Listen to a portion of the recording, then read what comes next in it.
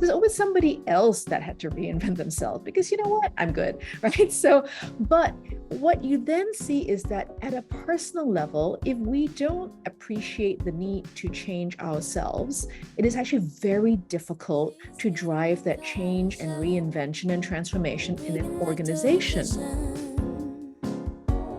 Sharing a story, everyone listen. Wind in her hair, run toward the unknown. When you're riding the big wheel. Today, I'm talking with Su-Yen Wong, a global thought leader, speaker, and board director who helps organizations across the world and leaders reinvent themselves.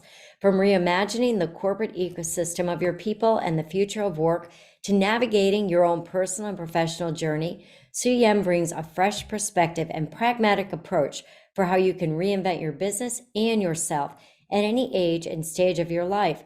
Her insight and work has been featured in global business networks and publications such as WSJ, Bloomberg, CNBC, Today, Business Insider, and so many more. So grab your cup of coffee, glass of wine, put on your running shoes, wherever you are today, and join me for what can be the start of your own journey to reinvention. Thank you so much for having me. Oh, it's great to have you here with us, Su-Yen. The pleasure is all mine. So before we really get started, I would love for people to learn a little bit about you, what you do in your work. I had the pleasure of meeting you in Singapore this past year, and you've had just a real fascinating journey. So just talk to us a little bit about that, please. Well, I actually started out as a music major. Well, to be precise, a music and computer science major. I eventually weaved my way into a business career, went back to business school, and spent over a couple of decades in strategy consulting, human capital consulting, and eventually leading the Marsh & McLennan business in Southeast Asia. And from there, I started my board journey pretty early on. And so I think what I've been able to do is sort of blend the diversity of experiences that I've had, the ability to operate across North America and Asia, as well as under different ownership structures. So it's really been a fascinating journey for me personally. I love the diversity. Wow. Well, you are in front of global leaders across cultures, across countries. And, I got to get right to it and ask you the question that I know everyone wants to know, which is, what on earth is on the mind of the C-level today? We have been through, right, so much change, starting with the pandemic, and even pre-pandemic, that whole evolution of technology. Now we've gotten through the global pandemic. People work differently, they think differently about their lives and their careers. And, now we've got AI. So what is on the mind of the C-level today? And then I'd like to talk a little bit about what's on your mind. Thanks so much for the question, Michelle. If I look at it and sort of pull up to sort of the 10,000 foot level and look at it from both the board and management perspective, I would say that there are several issues that everyone is really preoccupied with. One actually is a geopolitical lens, which is depending on what industry you might be in, where you're operating, the issue of geopolitics has really crept into the boardroom in a way that I've never seen before in the last decade.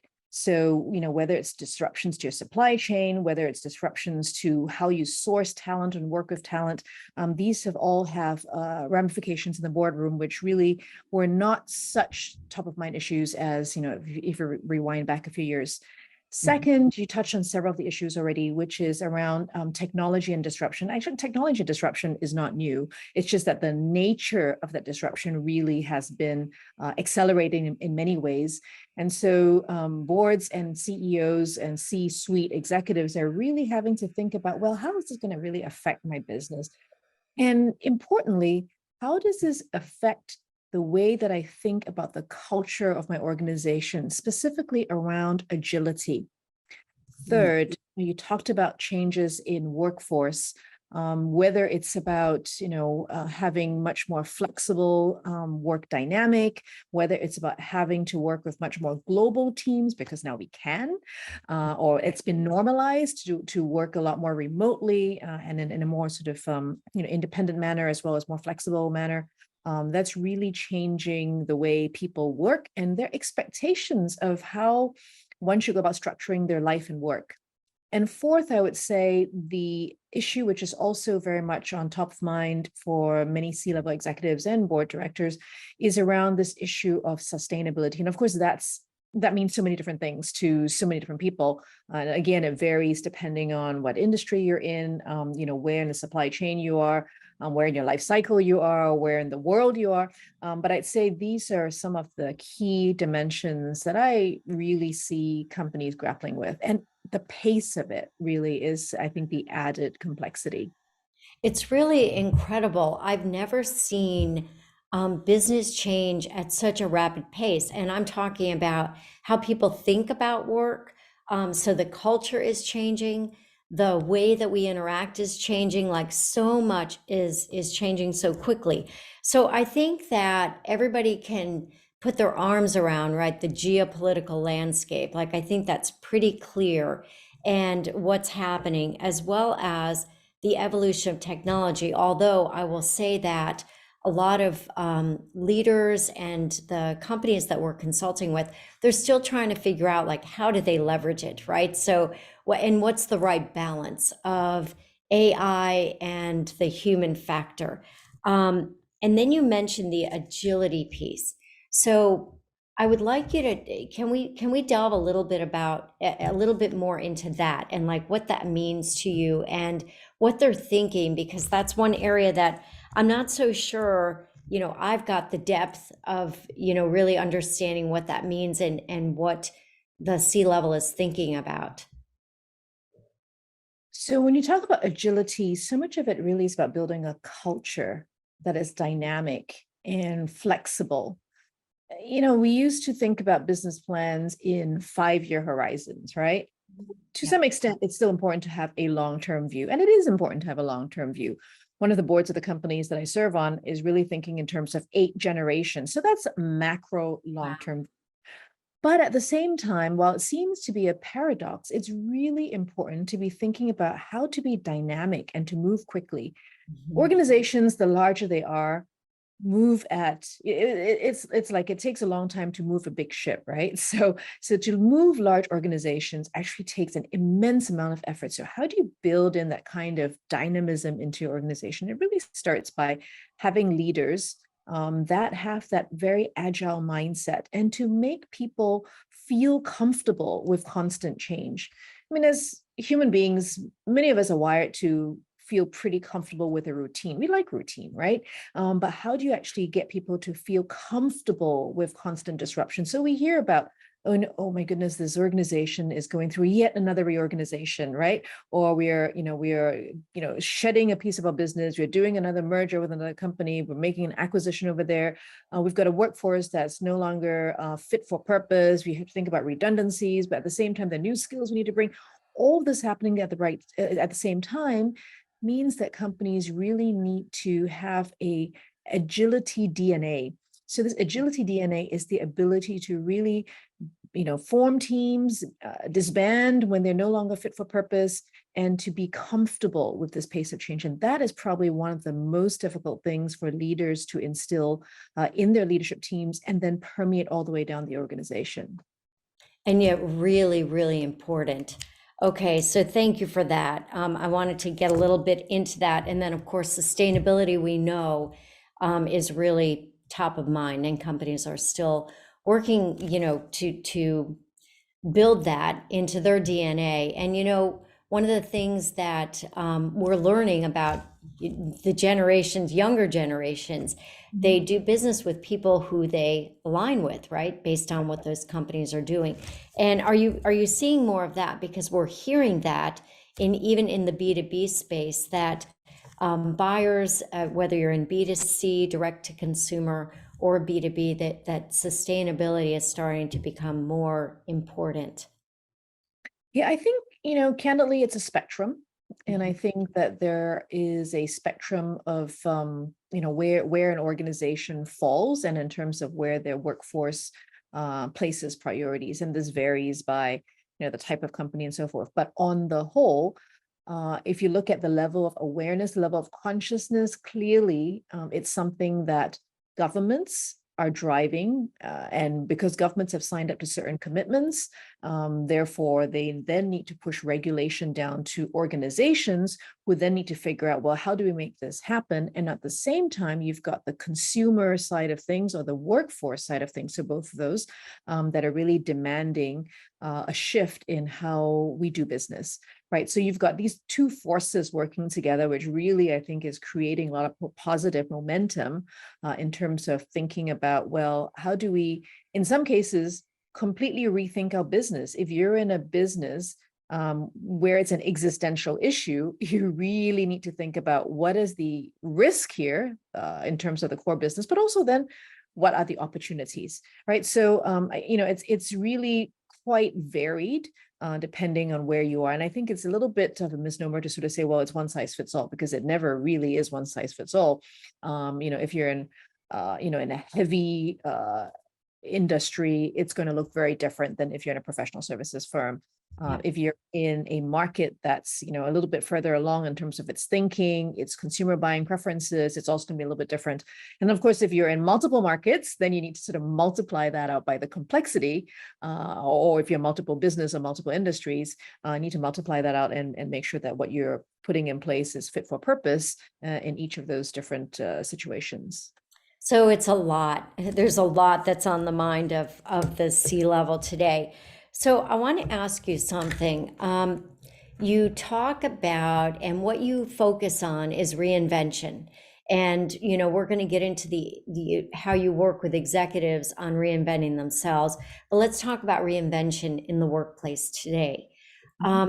What we hear a lot about is, business transformation. We're going through a 3 to 5 year transformation. We're going from selling, laptops to, laptops as a service, and we're going to sell software, and we're going to enable a hybrid workforce, whatever that transformation looks like. The first thing I just wanted to ask you is there a difference between reinvention and a business transformation? Are they the same or not? And maybe it's up to the interpretation of the company. And then just, secondly, I want to talk about, we'll get into like what it really means when you sign up for it as a leader. We're going to reinvent our business. Because I think that, there's this thought process that, oh, it'll take a year. And then there's, oh, it'll take 3 to 5, or like, how does that even really happen? Or what we really hear a lot about is, oh my God, it's another business transformation. Well, nothing really happened the last time.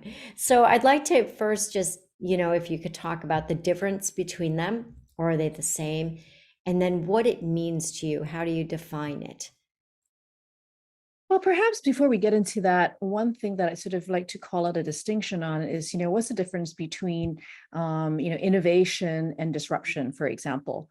So innovation is, the way I think about it is when you go out and you seek to do something differently. Disruption is when that change comes to you, right? So there's a bit of a difference in terms of how you think about your mental frame. And when you think about transformation versus reinvention, I think it's also a little bit about thinking about, well, the degree to which you're actually making the shift. And some of it might be semantic, but I think really for a lot of organizations and for individuals as well, it's how do you really think about not just shifting the gears in the short term, but how do you, in fact, rethink your entire identity? So let's say you're a tobacco company, or let's say you're in a mining industry, and you can see the long-term trends, whether it's in health or whether it's in environmental issues, and you can see that that's going to lead in a particular direction, particular outcome. You really need to start thinking about how to reinvent the core of what you are. Hmm. So your identity as a company, your purpose as a company really needs to be reshaped by the forces that are coming upon you. At the same time, that obviously requires transformation. But again, I guess some of this is probably a little bit of semantics, but regardless, it requires, step change in terms of how you actually think about shifting the forces. But again, I think, as you think about this as business leaders, how much of it do we go and seek out, or do we wait for it to come to us? And I would say, well, given the times that we live in, better to be proactive, to look at, well, here's the landscape and how it's shifting, and how do we need to go out there and get ahead of the changes and the forces that are upon us, so that you can actually disrupt yourself, right, before you get disrupted by the changes out there. So what I'm hearing you say is the one thing, and I think about this whenever we are asked, so we do sales effectiveness here in my business. Whenever we're called in though, it's because there has been a disruption, and so now there's a transformation. And so it's being responsive to something that's happening externally, whether it's one of the four things that you mentioned earlier or something else that's causing them to change the way that they do business. And what I'm hearing you say, when you think about the notion of reinvention, think about it from a more proactive standpoint, like you're looking at the landscape. But you also said something that I rarely hear in business transformation, which is it's about the identity of your organization, which is very different than we're changing our products and services. Therefore, we need a new talk track for our salespeople. Yeah. Yeah. Interesting.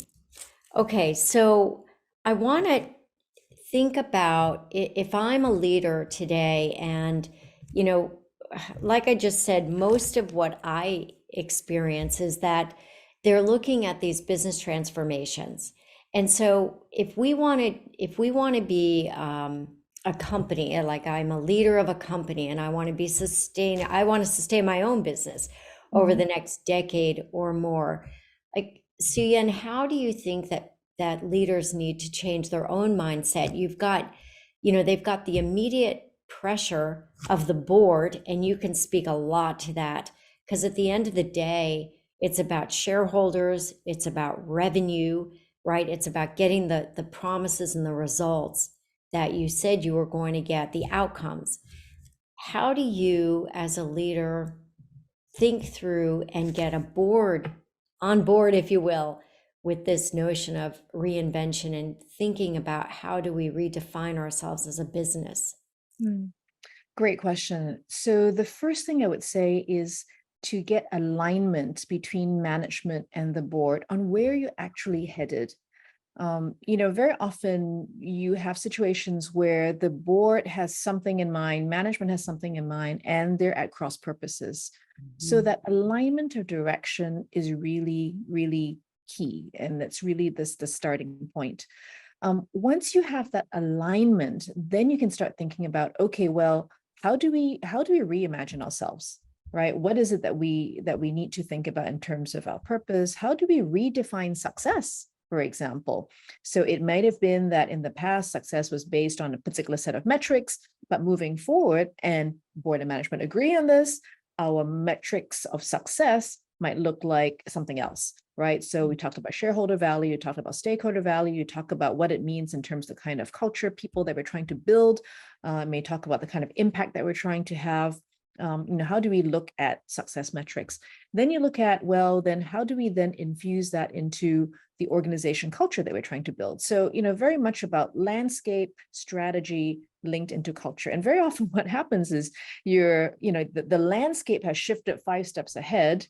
Our strategy is maybe 3 steps ahead, and our organization dynamics are 2 steps behind, right? So it's how do you make sure you sort of all aligned, and making sure that your board and management are steering in the same direction.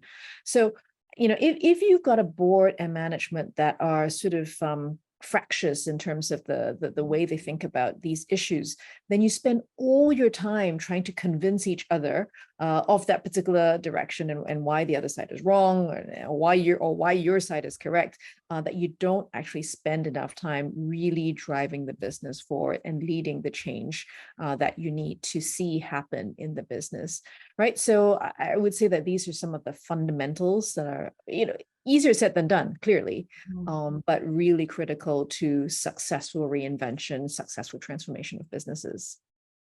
So what I'd like to talk about a little bit is getting that alignment.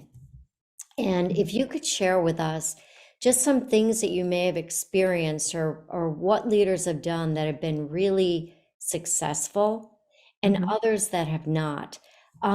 What I see when they're not successful, what you see is the CRO goes to work for, the largest competitor.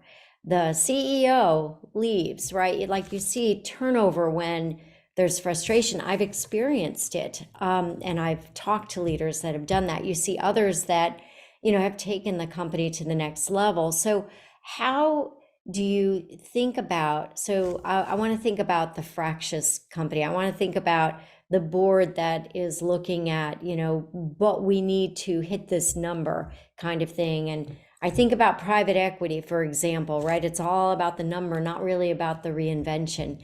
So how do you, what have you seen work really well in getting that alignment? And then it would be great to talk about some things you've seen that just fail. Yeah. So when you think about alignment, it's both. I think it's a mix of cognitive as well as affective. So you've got sort of agreement on what the risk factors are. You've got agreement in terms of where the business needs to head, but actually underlying that is, how do you ensure that your chair and CEO have a good relationship based on trust? And how does that then permeate out into the board culture and the management and organization culture? Because when you are bringing a board together, at the end of the day, you've got a collection of people that have different backgrounds and different interests and different perspectives, and that's fantastic. You want to build diverse boards. At the same time, you need to take that diversity of perspectives and you need to get it to land. So when you get it to land, it's really the chair's role to build a kind of culture where board members are able to speak freely, respectfully, get the different ideas out, constructive conflict, right? To be able to, see the landscape as it is, and be able to look at possibilities. In an environment where you've got a much more stable operating environment, that's less critical. But in the environment that, we've just been talking about, where there's so much change, that's when you really need these multiple perspectives, because you know what? You don't really know how the scenario is going to play out. So you need to look at these possibilities. So you bring the board together, you look at how the different scenarios may play out. You really test each other, you push each other. And then from there you say, okay, well, as a board, we're united on agreeing on what this direction is going to be. So you're building that culture, that cohesive culture of the board. Same thing, management, right? A CEO needs to do the same thing with a management team, and then have that drive all the way down the organization, 1, 2, 3, 4, 5, 6 levels down, all the way down, so that people really understand where they're headed. And that linchpin is the chair and CEO relationship, to have this really strong relationship where, again, those debates, that constructive conflict, that constructive and creative dialogue can happen, to speak without fear, to be able to push each other in a collaborative and supportive and yet, constructive conflict sort of a way, is actually what helps to build all these different components to move in the same direction. The last thing you want is to have a board that's very united, great, management that's very united, but that link isn't there, right? So all these pieces actually need to come together, and that's when I've seen it really work successfully. Okay, so you've got to make sure that the board and the management team are on board, if you will. And then you brought up two very important things, which is trust and culture. It goes back to that. And, I would say it takes a lot of bravery too for companies to do that. I'm thinking about CEO that I know, and he actually let go a very high performing CRO of his organization. It was very difficult, but he did. Very high performing, knew how to drive people, but culturally was not aligned and created a lot of disruption within the organization. So even though the number was there, everything else was seemingly falling apart. And he let him go at high risk, seemingly high risk, and everything sorted itself out. So I would think that, you've got to be very objective, and you've also got to be pretty brave to make those types of decisions. And it comes back to the point around how do you define success, Yeah. right? For both the organization, but also individuals. So you've got somebody in your team. What is the success measure? Is it success measure simply how much they generated in revenue, or is it success measure how much they contributed to the success of their overall business? And you've got this individual who is driving the numbers, but creating a wave of destruction. Well, Right. that means that they're only fulfilling half of the success metric, not the other half of the success metric. So, being really clear about what defines success for the organization, to the CEO, to senior management, down the ranks is super, super important. All right, so here's the big question, because we always know on these business transformations, let's call them initiatives, and we've already said there's a difference between a reinvention and a transformation. Now, you have these goals, right? So in 2 years, we're going to, in 1 year, we're going to. How long does a reinvention take? Do you say, we're going to go from A to Z in this period of time? Do you take it in small pieces? Like what, again, seems to work best? And what does a timeline look like? Yeah, so I would say that for a reinvention to happen, transformation is going to be a part of that. You need to transform in order to reinvent. But the converse is not necessarily true, which is, you don't necessarily reinvent wholesale in order to transform, right? So you might think of a reinvention as a series of transformations, potentially. And I would say that it's very difficult, if not impossible, to actually have a specific time frame in mind, because the pace of change does depend on the operating environment that you're in. So in some cases, it really is a, existential issue. You've got, forces that are upon you that really, force your hand in terms of really having to make, for example, a change in regulation, right? All of a sudden in a particular market, they've regulated that what you're doing, the regulators have come in and said that what you're doing is no longer permitted or permitted, right? Either way. And, you then sort of say, well, that landscape changed overnight. Now, how do we actually reinvent what we do to be able to adapt to that situation? So that could happen very, very quickly. Other times it might be much more of a slow drip. So, I mentioned oil and gas earlier. Well, in the short term, we're still going to need, oil, it's going to need conventional fuel sources. And so you have a bit more time to work through that, but the scale of change is very large as well, right? So it really depends on the specific situation that you find yourself in. And so I would say, just read the tea leaves in your particular sector carefully, because, I think the other thing that's also important is, depending on how much of a burning platform you have, it Mhm. also then gives you a different drive in terms of the scale and pace of change you need to create in the organization. So much of, I spent, like I said, a couple of decades in strategy consulting and then human capital consulting. And one of the things that I learned in that process was really, you can have the best strategy in the world on paper, but at the end of the day, what needs to happen is translating that strategy into the organization, people, and culture, so that behaviors actually change. Otherwise, you got a great strategy, but you can't execute against it, right?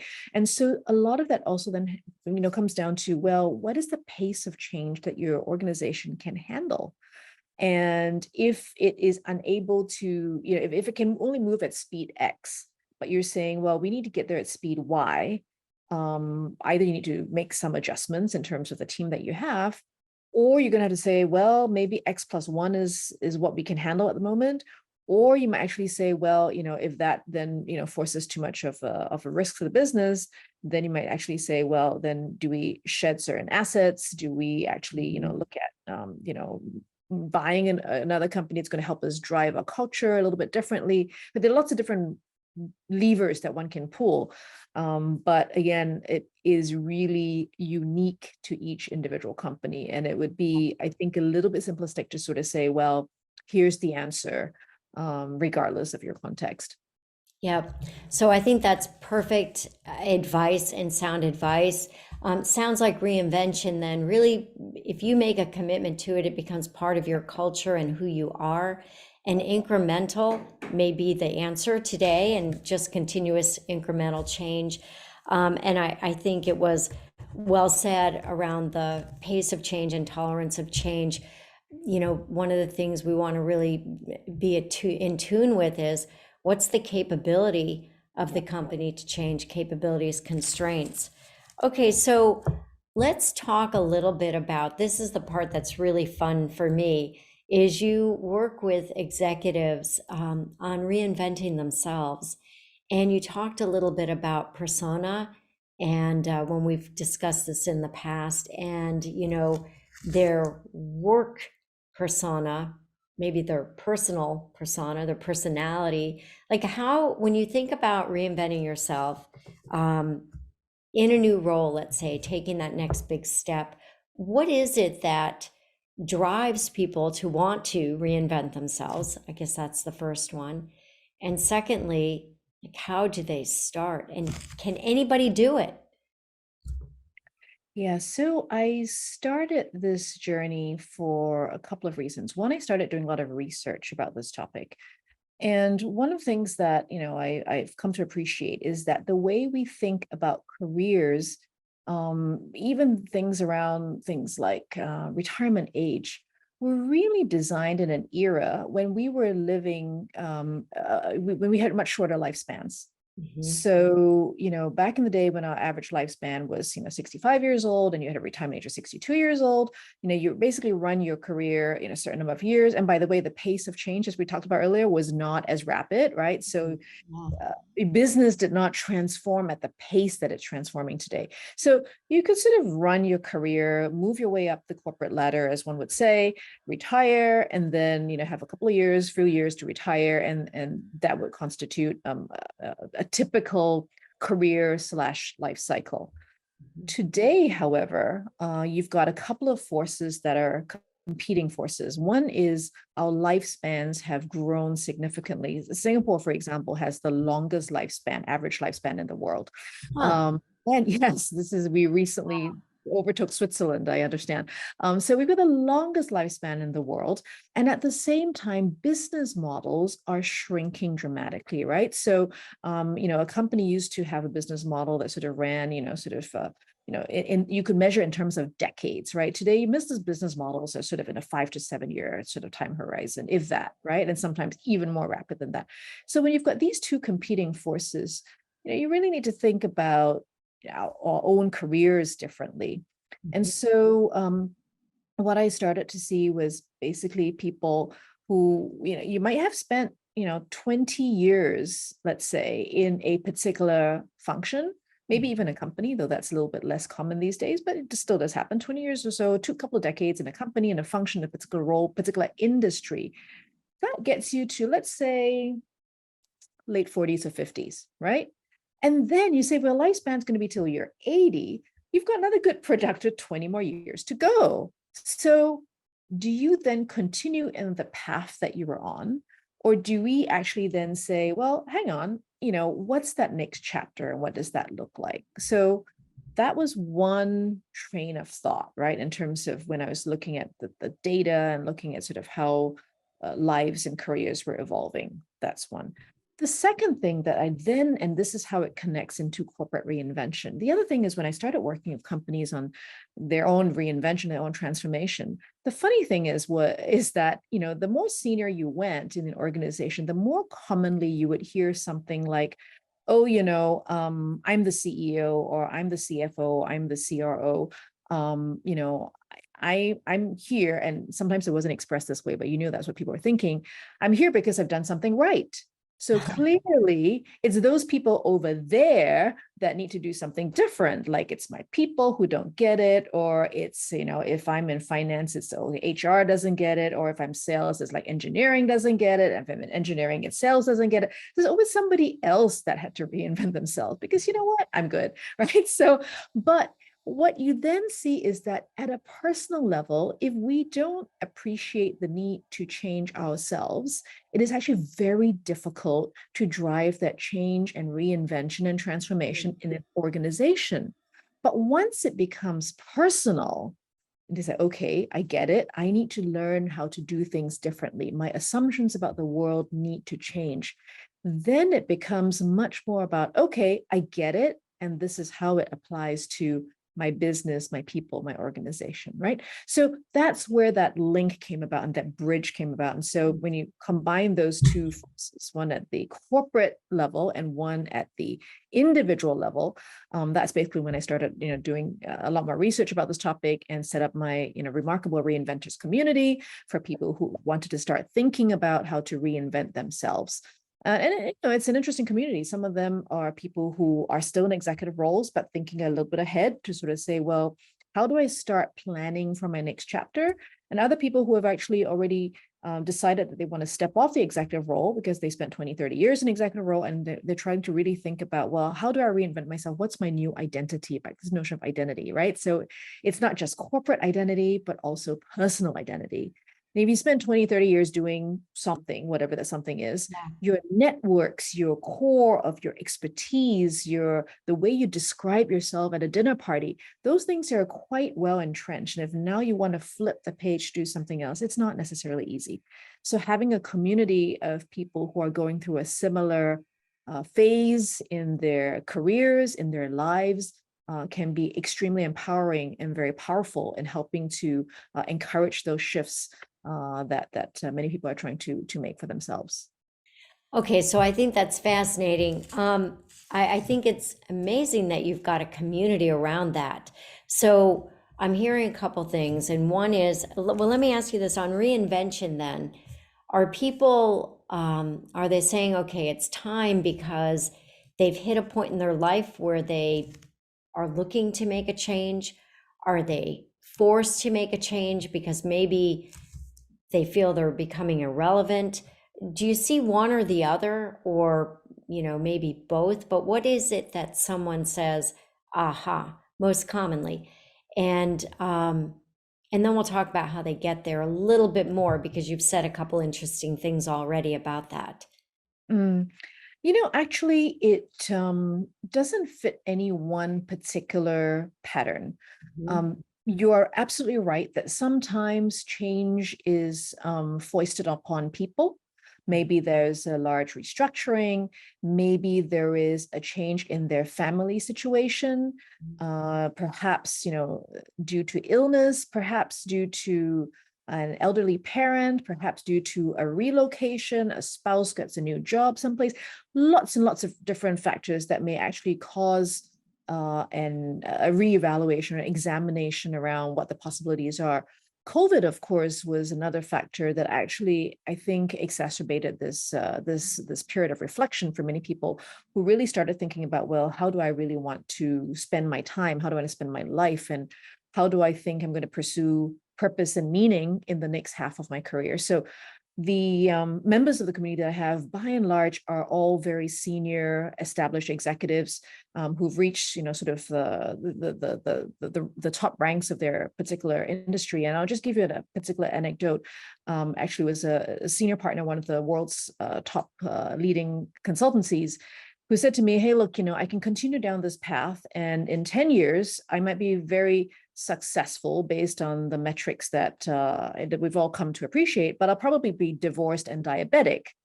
Or I can do something now to relook at how I spend my time, focus on my, on a few other things, whether it's interests, whether it's health, and also professional development, to be able to shift that outcome 10 years from now." Right. So there are people at every stage in life who are really rethinking how they want to craft that next chapter. And so it's a matter of when you start thinking through that process. Some people start a little bit earlier, while they have no intention of leaving their executive role at that particular moment. They're perfectly happy, doing perfectly well, but they want to think about how to pave the way and start laying some of the foundations for how to do that. And actually, in my role as chair of the Singapore Institute of Directors, we're also encouraging people in executive roles to start exploring board director roles a little bit earlier as well. It's not necessarily just for people who have quote unquote retired, but in fact, people who are in management, C-level roles have a lot to add to boards of different kinds, right? It might be a startup board, it might be a charity board, lots of ways that one can enrich their networks, enrich their professional skills, as well as hopefully their lives as well, by extending the way that they actually spend their time. So again, it's sort of a multitude of factors, and that trigger, like I said, can be, it can happen to you, or you might take a step forward to say, let me explore. The same analogy as we were talking about organizations, right? Is exploration, innovation, or is it disruption? Right? Do you seek it out? Do you proactively plan for it, or does that disruption come to you? In either case, you still need to change. It just depends on the circumstances under which you are changing under. So it can happen at any point in your life. You can reinvent, I'm guessing, more than once, continuous, just like in the business.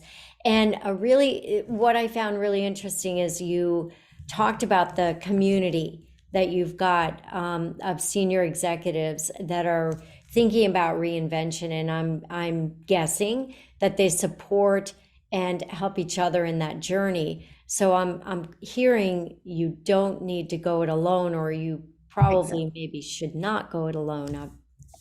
Yeah. Well, yeah, when you're particularly when you're in an executive role, this isn't necessarily something that you're going to, let's say you're a CEO, not necessarily something that you're going to discuss with your colleagues, right?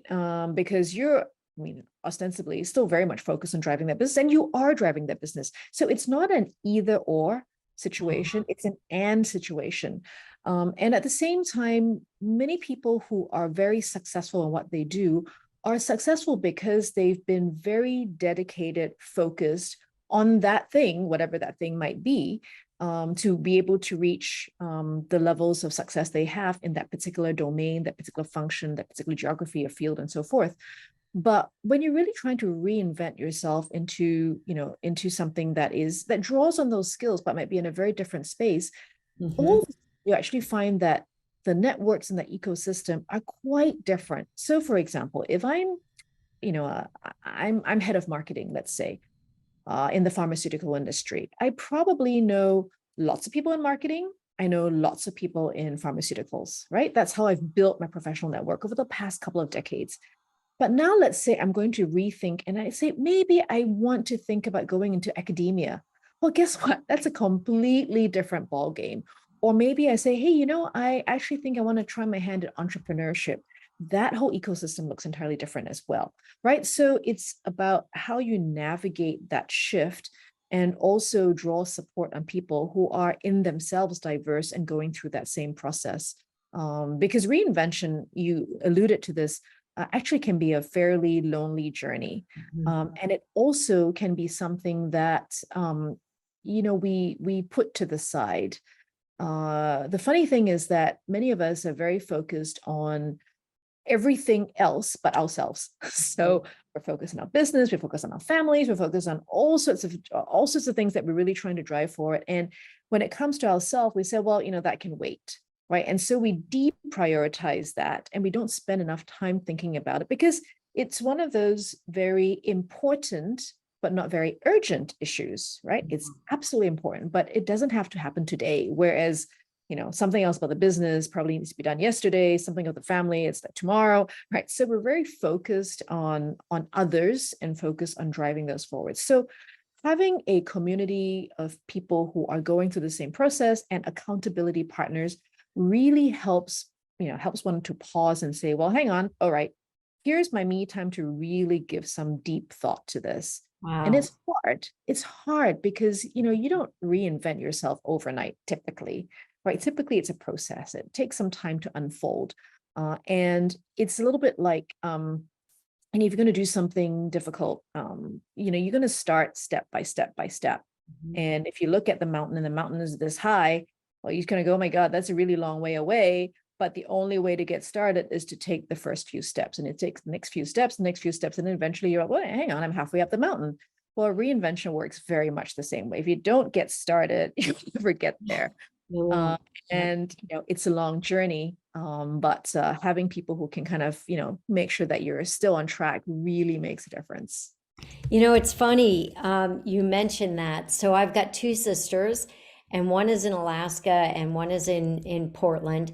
And we just met in April together, and we have decided. So it's funny, we're all doing our own type of reinvention, and Right. we have decided to keep each other accountable.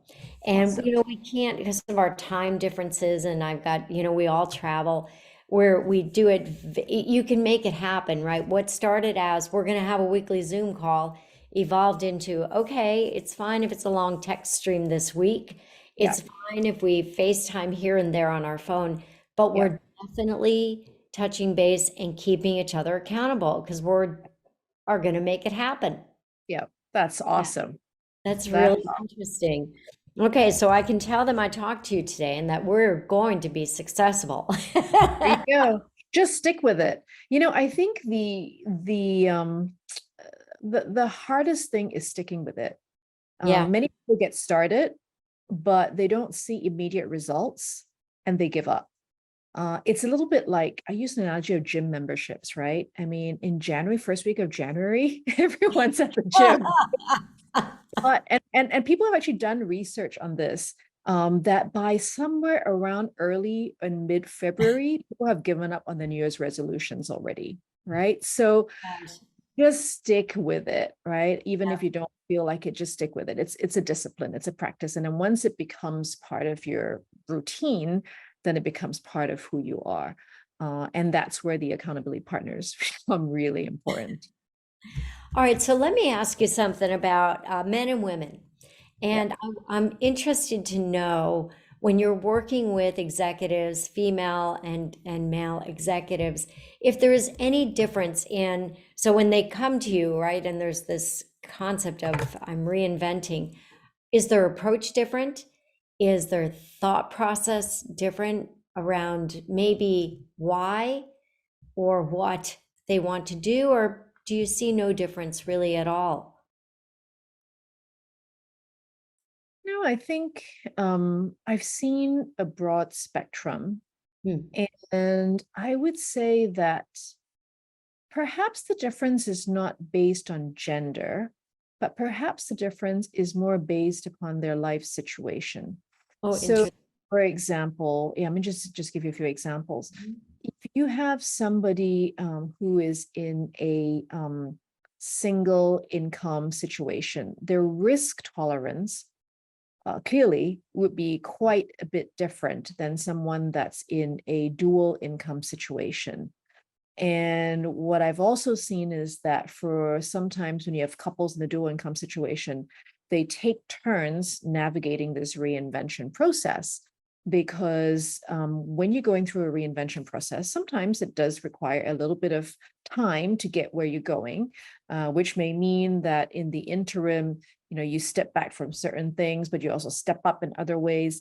And having, a spouse, male or female, who is able to provide that load balance does help in terms of the other person taking a risk. For example, I know somebody who, had a very successful corporate career, launched a very successful startup, but she was able to do that because meanwhile her husband had kept his income as well. And I've seen the exact same situation the other way around, where two senior tech executives, and then he decided to move into he wanted to go into the entrepreneurial startup space. She continued her career in a big tech firm, and so they've navigated differently. So I would say it's maybe less about gender itself, but the kind of family dynamics and life stage that people are at. And of course, if you have, other family caregiving responsibilities, that may also be a shift in how you think about when to sort of pull the trigger, meaning when you decide to step off the executive path fully and move into the next phase, as opposed to try and run things in parallel. Okay, that's well said. So it's situational. Think more Yeah. about that, not gender. Let me ask you about, so I know that you deal with executives, right? You're dealing with the C level. I happen to be Gen X. You probably deal with a lot of Gen X people, baby boomers. But Mhm. when we think about the next generation of leaders, Yep. and I'm thinking about the millennials, although some arguably are right there, and Gen Z, they've experienced things at a very rapid pace and very differently than we did at a Yep. different time, right? I think about my daughter who was going through college and graduating during the pandemic, right? And in Mhm. this workforce. Yeah. So when we think about them and we think about their approach and perspective on their work and their career, what do you think, is there anything that you would say is challenging or things that concern you, and then other things that really inspire you about that younger generation? Because everyone's talking about it and the perspectives are vast. Everything from they're not motivated and driven to, eh, I don't see them being, I don't see a lot of direction. Whereas I also experience people that are very focused and really thinking about their future. So what is it that you see? And I would ask you to touch on both challenges Mm. maybe for this, and then things that really inspire you. Oh, I think, over history, we've probably seen this play out in several ways. It's a little bit like, every generation has music that irritates their parents. It's a little bit like that, right? So, I think times change, people evolve. I would say that the next generation is much more comfortable with change. Mhm. They've seen it happen, they experience it, and they are sort of, uniquely quite able to deal with the situation. Like you mentioned, going through 4 years of university in during COVID will do it to you, right? So, they've experienced what it's like to actually have have things shift on you very, very rapidly. And I think therein lies a lesson, right? Which is, you just have to figure out how to adjust. And back to this point about agility, be agile and adapt to the situation. And I think that, they are also looking at the world that we live in, and they are saying, well, is that what I want? Mhm. So I was actually just speaking to a senior leader who was talking about how her daughter said, hey, mom, I don't want to, I'm not sure I want to be successful like you. Mhm. If that's what successful means, if it means having to travel all the time, not having a life, or having a particular, or when you look at other women, for example, who are in senior roles and saying, well, are they divorced? Do they have not have children, no families? Are they single? Whatever the case may be. And I think my response to that is we have to be much more dynamic about what we consider success. Mhm. And to basically say that, if you're going to be a successful executive, you can choose to have kids or not choose to have kids. You might, you can choose to be married or not to be married, but do not have one definition of success. Because if that definition is too narrow, my concern really is the next generation sort of says, well, if that's the definition, I'm not sure I want that. Right? We actually say the definitions are much broader than that. Then they can actually say, well, I can see myself being maybe not in path C, but maybe in path B, or different options that people can navigate. And I think it's also incumbent on us to make sure that we don't apply the lens that we've grown up with or been accustomed to the next generation either. So this whole notion of what kind of job are you going to have, or what do you want to be when you grow up? Well, they are going to be 6 different things, right? Because of the pace of change, and they're going to reinvent themselves much more rapidly, much sooner in their lives than before. And, just to bring that back into my lived experience, what I'm seeing is that the people who are coming into my Remarkable Reinventors community are coming in younger as well, right? So over Interesting. time, we're seeing people think about these issues earlier in their career. Now, mind you, it doesn't mean that they're coming in their 20s, it's coming in their 40s, but it used to be people Yeah. coming 50. So it's sort of jumped by 10 years. And I would suspect that, in the years to come, it's going to jump even earlier.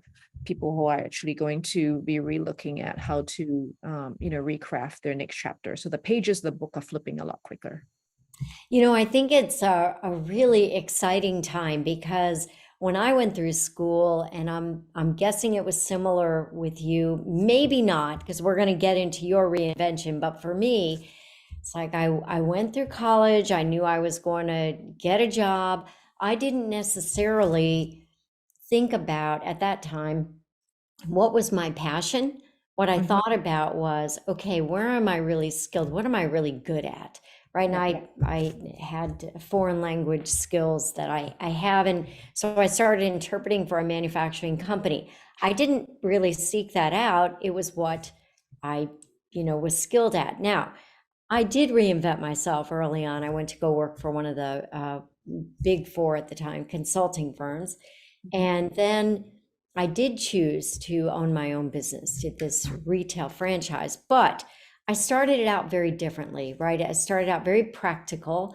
And, my kids, I tell them, wow, you're at a really great time. Don't worry about it. Don't worry about if you're not sure what you want to do. Take a little time to explore things, travel, get to know, get to do some of those things that, quite honestly, frankly, I wish I had done when I was younger. So Yeah.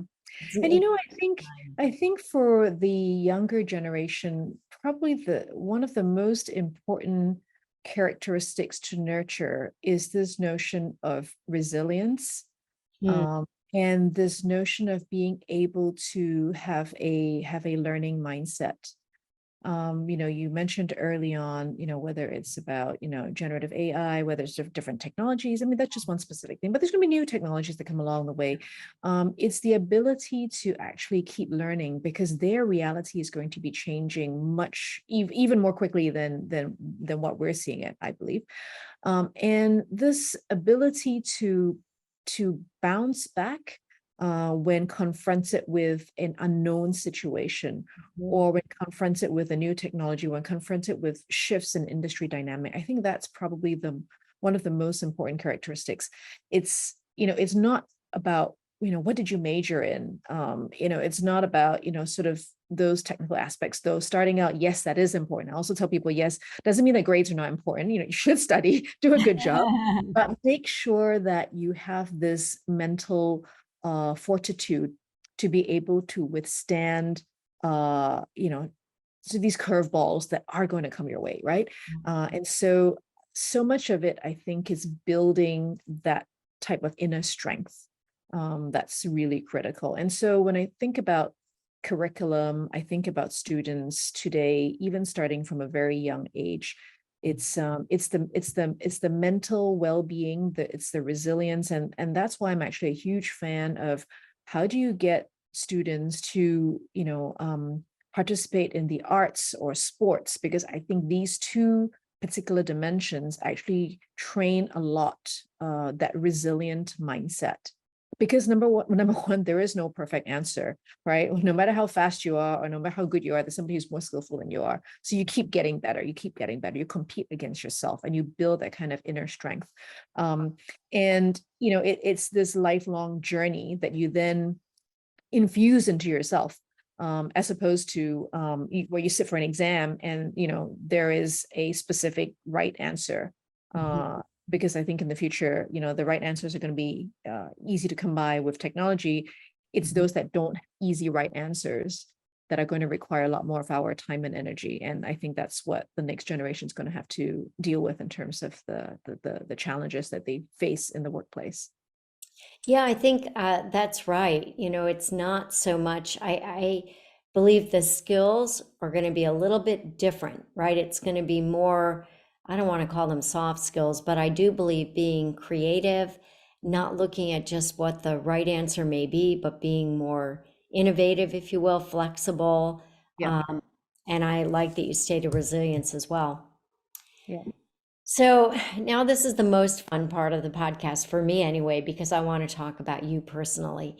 And I see you as just someone who's in continuous reinvention.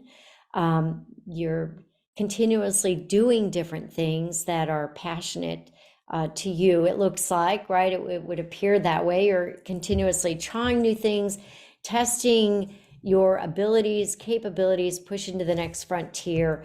I would love for you to talk to people about your own just how you continuously reinvent yourself, how you see yourself, and what are some of the things that you do that keep you on top of your game as well. I mean, you got a pretty busy schedule, I would say.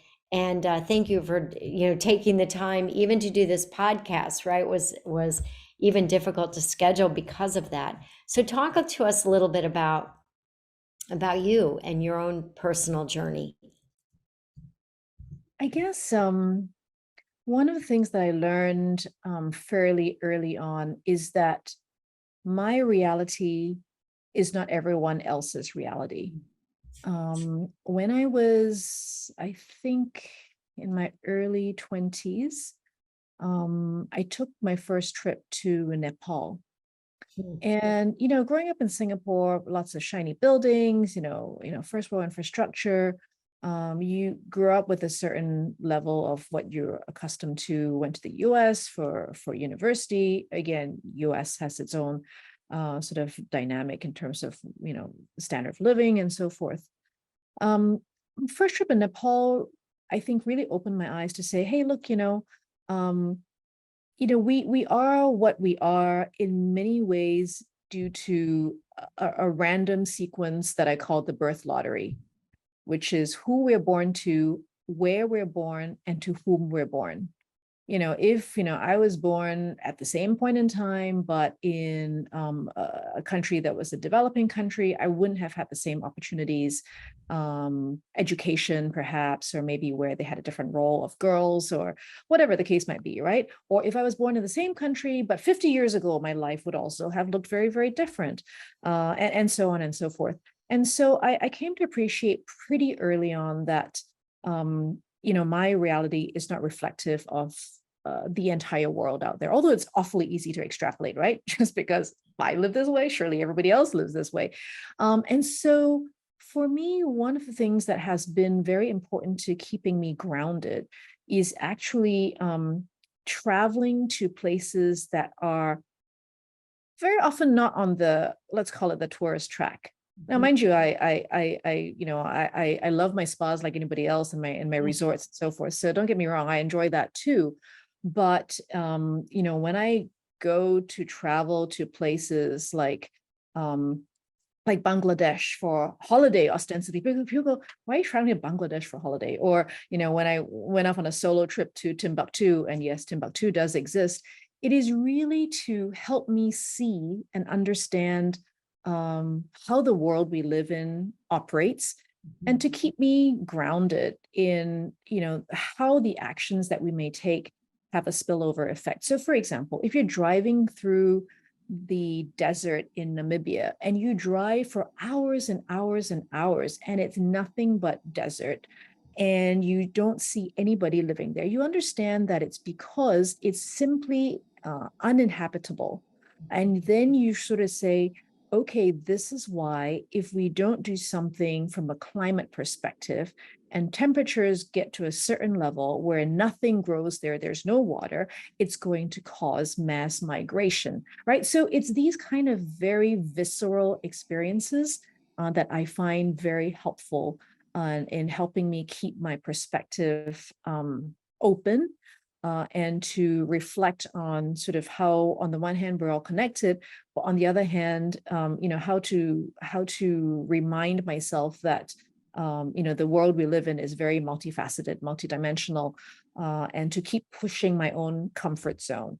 And so I guess that's been sort of a leitmotif in terms of my life, which is kind of, how do I push myself to do things that are not comfortable? I mentioned early on that I was a strategy consultant.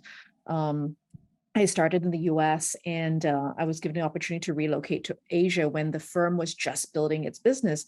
Truth be told, if I had stayed in the US, my career trajectory would have been smoother. Why? Because it's an established book of business.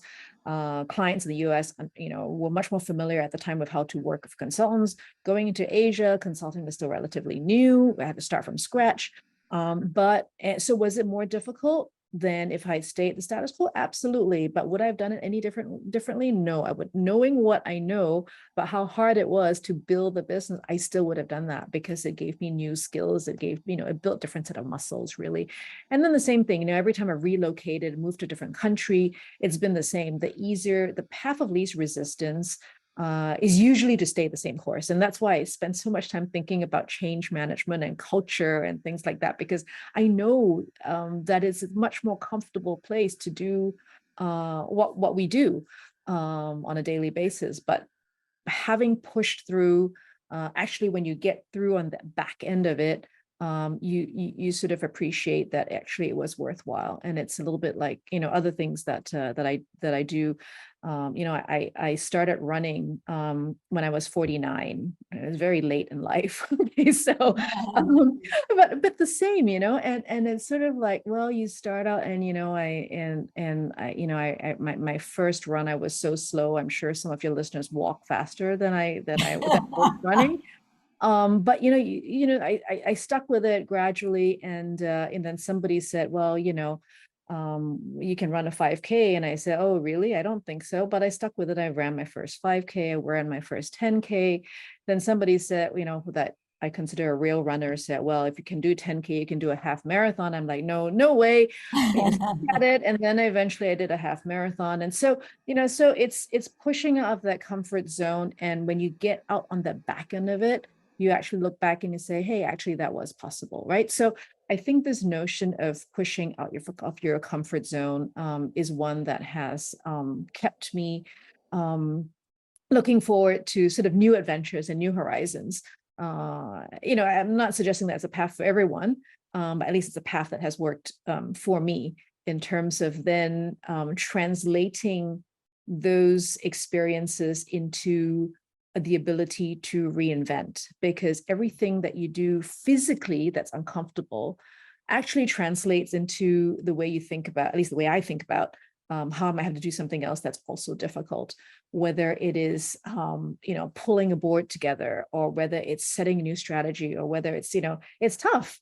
But, if you know that I sort of have a plan, I'm able to stick to that plan, have a support system, stay consistent, that at the back end, those results will be there, right? So trust the process, trust the team, and we'll get there.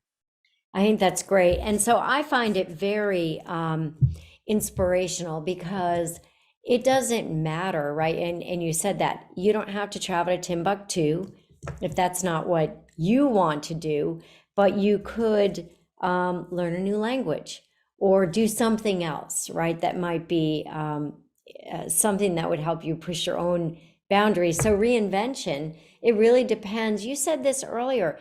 It depends on where you are, right? And the tolerance for change. What is it that, might be a big thing for someone, might be something different for someone else, right? Everybody is a little bit different. I remember, so when I was training for my first triathlon, which I also did in my 40s, by the way, right? So the first time. And I remember my coach, he was the best. And he would say to everyone in there doing their thing, because in our practices, some people weren't doing a triathlon, they might be doing something else. But he said, I want everyone to understand it is every bit as admirable to run your first 5K as it is to do a triathlon. It's a first, something different, right? So it just depends where you are. So if you could talk to people about, I like to tell them, maybe some podcast you're listening to, or a book that you've read that you love, or something that you would have people, just learn something from, that may be recent, or something that you keep in your back pocket from early days. Is there anything you'd like to talk to people about around, if there was a book you could read, it would be this one, or here's a podcast that I like to, just something fun for them to take away from you today? Honestly, a lot. Part of what I enjoy is actually diversity of sources, diversity of topics. And so, I think one of the things that I'll just show you what I'm reading. Hang on. Couple here to share with you. The first one, yeah. So the first one that I recommend, and this is a bit of a classic, Reinventing You. Oops, there you go. Dory Clark. I think this is a great book. The other one that I'm working through now is The Art of Living. The Art of Living. Yep. Okay. Yeah. And I'm also reading a collection of articles published by members of the Singapore Institute of Directors around governance issues. So very different, right? So everything from the art of living to governance issues to reinvention. So yeah, that's that gives you a flavor. The other one is which one is it? Kai-Fu's recent book on AI, all the different things that you. Oh, that's great. So it's quite eclectic. Yeah, that's great. So I am too. I'm very eclectic in what I like to read, and I usually have more than one thing going, just like you do. You've got 4 things going right now. I do too. It's worthwhile asking that question because we can always learn from each other. So I was just at a barbecue yesterday and someone was talking about a book that they were reading and I'm having it sent to my house. So, it'll be here by the time I get home. There you go. So I would like to sum up with this. If you could think about just 3 things that you would want people to take away from our conversation today, and when we think about personal or the business reinvention, what would be 3 things that you would like them to really take away and think about from our conversation? So the first thing I would say is to take an expansive view of the landscape. This applies whether it is at a corporate or organization level or at an individual level. It's sort of how do you frame the relevant space that you want to play in.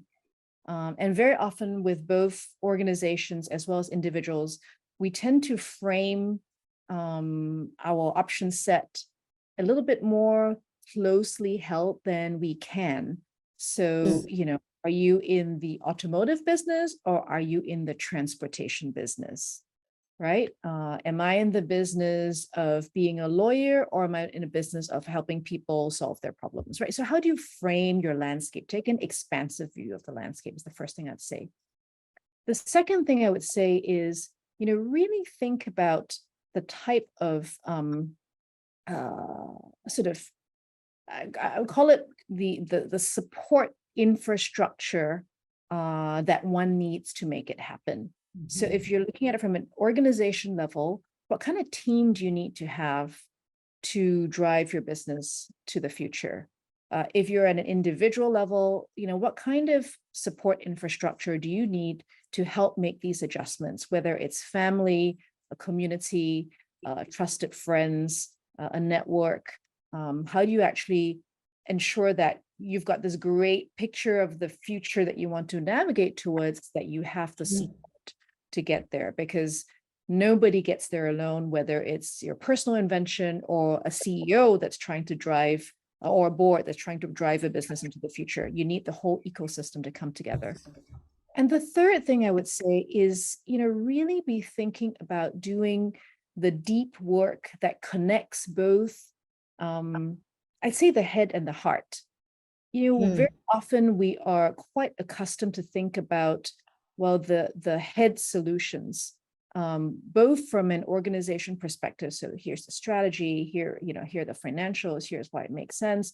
Or even at an individual level, cognitively, I appreciate that this is the right thing to do, but how do you actually blend that with, the business of how we operate in society, how we engage and connect with people?